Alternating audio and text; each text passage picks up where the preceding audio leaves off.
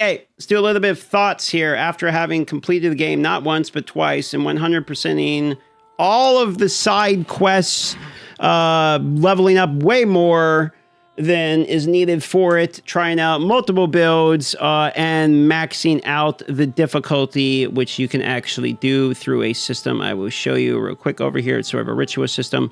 The way you increase the difficulty is by increasing the level of the mobs. And currently in the early access, you can go up to +5 levels over whatever you're currently at, right? So if you are, if you're 30, it goes to 35, et cetera, what have you.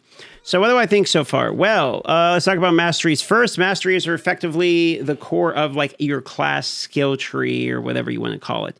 This is where you select your abilities and how the abilities interact with each other. Now, first and foremost, there is no actual class in the game. There are masteries you mix and match. For instance, I picked Storm as my first one, and then Earth as the second one. You get to pick two of them pretty soon near the start of the game. And both classes, depending upon the four, there are four available: Storm, Earth, Rogue, and Warfare, which is basically your normal warrior. When you mix those two together, it gives you the name of your class. So Storm plus Earth is Elementalist, for instance. And if I went Rogue plus Warfare, which is my other one, that is called a Reaver. Pretty cool. So there's not like a lot of options available. Obviously, there's 4 classes, and I guess you can do 4 different mixes. Each of them, if my math is right, I think that's 16 different mixes. I believe maybe that's correct. Actually, probably less than that, because if you're like go Rogue Warfare and then go Warfare Rogue, it's kind of the same thing. So what would that be, like 8 or something? I don't know. Whatever the math is, there's that many masteries, okay, when you mix 2 of them. I've been playing for like all day, so I'm tired.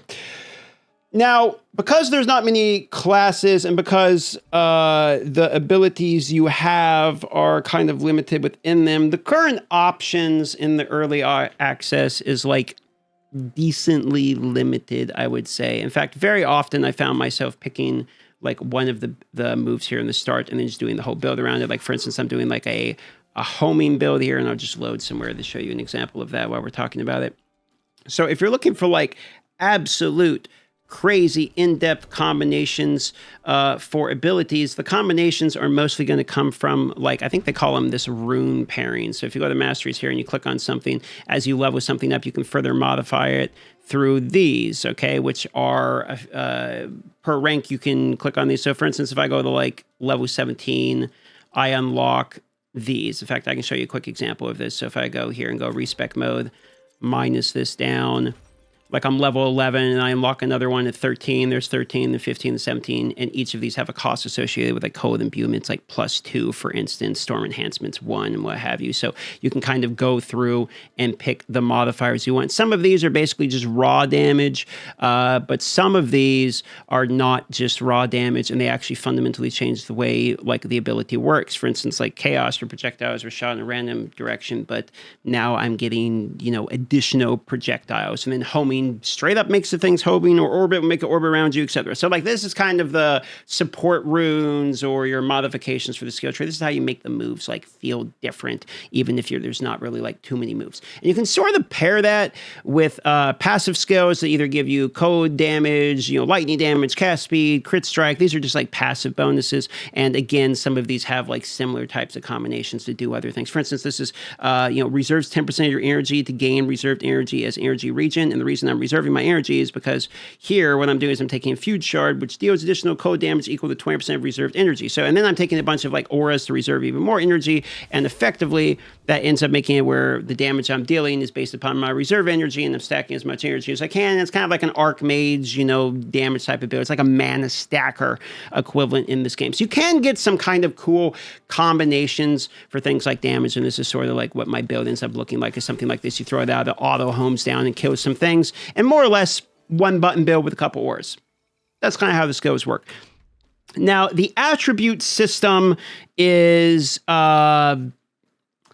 kind of like you kind of just click it and forget it. This doesn't really feel too impactful. There's like agility, might, knowledge, and each of these will basically bonus up the things that they're next to. So if I'm agility, I'm getting fitness and cunning. These are like your secondary passives. So I'm a vigor, I'm getting all three of them. This is just like health, for instance. If I'm might, I'm getting fitness and resolve. And each one of these little things gives you damage based upon what they are. So cunning is poison and lightning. Resolve is fire damage and code. And knowledge gives you both of these. And obviously you're going to win knowledge if you're like Storm because you're code and lightning. So you can kind of see some very, very, very obvious pairings. Now, attributes also come into play when it comes to actually equipping something. So if you look like I need, resolve 170 to wear like the spear, for instance, these boots, I would need fitness 173 and agility 106. I don't have 106, so I'm not going to be able to wear that. And you can see agility is light armor, medium armor, fast weapons. Knowledge is going to be your robes, your plated robes and magical weapons. So just, very obvious archetypes related to like defensive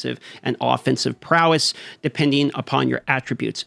Doesn't really feel too much of like a decision making process in terms of what you're doing. It's more like I am Storm, I am casting code, click on knowledge. That's pretty much it. Okay. Honestly, the strength of the game, in my opinion, so far, and I'm saying so far because it's very early access and there's just not like a ton of the game. In fact, most people I think are getting through the game in like 5 to 6 hours or something like that at this point. Because there's not a whole bunch in it, most of the game's enjoyability comes from the fact that it is a handcrafted open world, which in my opinion is actually very enjoyable. And this is where I start getting in this because you might hear this stuff and I'm kind of like feeling lackluster about masteries and attributes, which is fair. I mean, the masteries are kind of cool, but the attributes are lackluster. The cool part of the game, cats on the mouse, please move your booty, cat, I can't move the mouse. Is the open world, in which it is handcrafted, meaning it's not procedurally generated. They place things there. Yes, the loot is RNG, but like the mobs are actually there. Where the chests actually are, the quests are actually there, and there's a level up. So you can see I leveled up, and I would just like place my things into knowledge, go here, and then choose where do I want my passive points to go. 2 more points here, and then I'm just going to grab more projectile damage because if you look at the tag here for my main move, it is a projectile. So that's pretty much a good example of just a level up, and I have some extra points. I'm just going to put them into like increasing my barrier, for instance, because my barrier is kind of a shield. Core mechanics, basic attack, dodge, shield. These are core mechanics other than just your class ones, and that's what these are as well. Now, I don't really have to worry about these too much. I'm not going to go into detail and like explain every little bit of this, but all you really have to know is like everyone gets these, okay? That's why they're core, and they're basic things, dodge, barrier, basic attack. That's all you really need to worry about, okay? But the cool part of the game really comes into the fact that it is basically open world exploration adventure type of game. If you played Titan Quest 1 or Grim Dawn, obviously, it's a sequel of Titan Quest 1, so Titan Quest 2 is going to be exact comparison to it, just newer, and it's very, very much like Grim Dawn, which is basically made by the same people as my understanding as well. And Grim Dawn was a fantastic game. So if you like those games, you're absolutely going to love this one, okay? You can walk around, you can find people to talk to, you can do the quest. Everything is voice acted. The voice acting is very good. The story is pretty good. There's plenty of mobs to actually kill. The density will be lower than it's not like a Last Epoch or Path of Exile where you're walking around, there's 500 million mobs. It's like this. This is kind of what you're going to expect. They will find some optional boss quests along the way. I think there's currently 14 or 15. You can see here, I'll show you real quick. There's 14 or 15 quests here currently in the game. And yes, I have 100% of the game. So these are all of the world quests that you can expect to be able to run into and doing, including like there's dungeons and bosses. And let me just show you, spoiler warning, because we're going to go to a boss real quick here. Let me just show you what a boss actually looks like. There's only a few of these to give you an idea. Here, let me just open the portal. Sometimes the portal is bugged. It is early access. There is some lag and some bugs associated with it. As you can see, I'm just trying to click on the portal and it doesn't want to go. So this is probably the most common bug here. Doesn't want me to click on the portal, so you just keep summoning a portal until it lets you click on the portal. Normally, it doesn't take this many attempts, I'm going to be honest. Normally, it's not that many attempts. I don't know why it's actually not working at all. Of course, the very next one let it work. Okay, so let's just go to a boss real quick. One of what I think is one of the better bosses in the game here.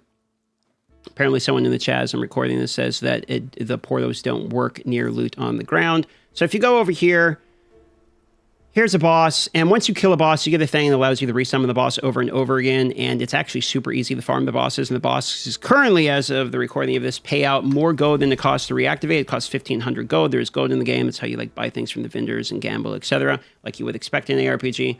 So if you go up here, okay, here's the boss, 1,500 gold to resummon him. He's got some mechanics. He's got a dash. This is one of the better bosses in the game. I'll try not to kill him too fast because my damage is a little nutty.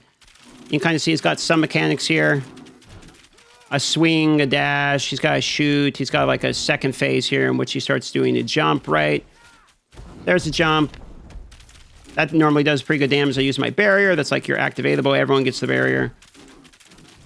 And then you kill the dude. There's, you know, his AoE. You kill the dude, he dies. You get the loot, and you can see you dropped more than it costs to summon him, and you can get some different loot. Now, the way the loot actually works is it goes white, blue, yellow, and then there is like these infrequents, which are like items that drop from specific mobs related to what mob you kill them. You kill a guy in the swamp, you might get a poison one. You kill a cold guy, you might get a cold one, for instance. Okay, you can also get these from gamblers, etc. And these are, you know, like they're infrequent, rare, unique items, whatever you want to call them. And then there's purple ones, which are your more rare, more strong ones, like your epics that can show up as well. And those are basically like legendary items that are predetermined affixes, whereas opposed to these other ones, okay, are going to have affixes that are randomized like you would expect. So you can go through, you can see it. Certain slots are going to be able to have certain things. Boots are going to have movement speed, for instance. Armbands are going to be able to have some offensive stats. Your chest is going to have your defensive stats. You know, pretty standard ARPG stuff here. As it stands in the game currently, there is no way to craft. So there is, I'm sure they're going to have it. The other games did, but currently as it stands, there's no, like, I can't take a white item, turn it into a blue item, and then a yellow item, or get a yellow item that has an affix open and slam it or something like that. Doesn't exist. I'm sure it will. Doesn't right now as of the review of this video. So your affixes are pretty standard. It's feeling like, you know, a very OG ARPG, Diablo 2-esque items drop. You're trying to farm the right items. You kill the boss over and over and over again in order to actually do that. The part that I've enjoyed the most in the game is not necessarily killing the bosses over and over again, because in my opinion, the bosses are a little mid. There's a few of them there that are pretty cool, kind of underwhelming in my current opinion. And the end of the Act 1 doesn't really have like a big boss fight. You just kill like a skeleton or something. And so there definitely is some room if you're somebody who really likes boss fights. You know, hopefully there's better ones, but so far the bosses have kind of been just what you saw there. Maybe you think that's enough for you. It's very OG RPG. Like, it's not, you know, don't expect these big monologue, like on rails, immunity phases. Like, it's not, there's not really that. The part of the game that really shines, and the part that I enjoy the most, is the exploration, the voice acting, the story, the playthrough, which is not really on rails, but sort of, because it's a handcrafted world. You know, you're going to run into stuff that they actually place. You're not going to like procedurally just generate through places and try to find the way. Like, all of your experience on every single character is going to be exactly identical because it's the same game you're playing through. So it feels like something that's like obviously designed to be set up more like maybe like a Baldur's Gate playthrough or something like that, where it's, you know, much more consumable. You make a character, you play through the game. There's no in-game at the moment. Once you're complete with the act, it just says GG, you're done. Like I say, it's 5 or 6 hours at the moment. But what is there currently is actually pretty fun. It's been pretty enjoyable for what it actually is. The mastery system's simple enough to understand, and you don't really get lost in the weeds. The attribute system doesn't really matter. You're just going to click on the thing you want, but kind of exploring the world, doing the side quests, listening to the story, seeing what there is. And I actually quite like the graphics. Some people think it looks terrible. I've heard that it looks like a mobile game, but for me, I actually think it looks quite good. So that's the part that I basically enjoyed for it. I'd give it like a solid 7 out of 10, maybe a 6.5 out of 10 if I'm including the fact that it is basically like an alpha or a demo. It really feels like a demo of a game that's going to be a 9 out of 10, but because you're paying currently for effectively a long demo, it's really hard to be like, this game's a banger, you have to buy it. Because it's just obviously missing basically everything. I mean, it's a little bit of a glorified demo is really how it stands at the moment. But I like what's there. It's just, I can't continue to play it more than 2 days because that's all there is. So that's pretty much my thoughts on the matter at the moment. If I'm giving it, I give it a thumbs up. If you force me to do a thumbs down or thumbs up, it's a thumbs up. I like it. It's fun. You can only really play it for 2 days. If you want to buy it when it's on sale and then play it every time they drop a new act or something, you can. But it is very, very true to the word early access. I mean, there's some bugs. It's not remotely completed, and it's missing. It's missing an in-game. It's missing the whole campaign. There's no crafting in the game. It's missing all kinds of stuff. But for what's actually there, I like it a good amount.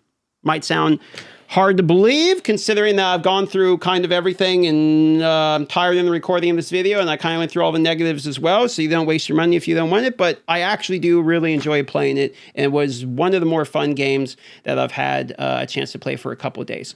Wasn't sponsored to play it, wasn't sponsored to make a video on it or anything like that. Just thought I would do a little bit of a review of it. So if that sounds like something you're interested in doing, and mostly if you're an OG ARPG enthusiast that like Titan Quest and like Grim Dawn, then it is a must buy. If you're not, and you're somebody who likes Path of Exile, Last Epoch, you want to blast fast, as it is a slower pace, almost peaceful style game, then it's not for you. If you just want to blast fast, teleport all around, and get fuckloads of loot, it's not that kind of game. It is a true OG open world walk around, kind of interact with the story type of game. So just a heads up, that's what Titan Quest is to me.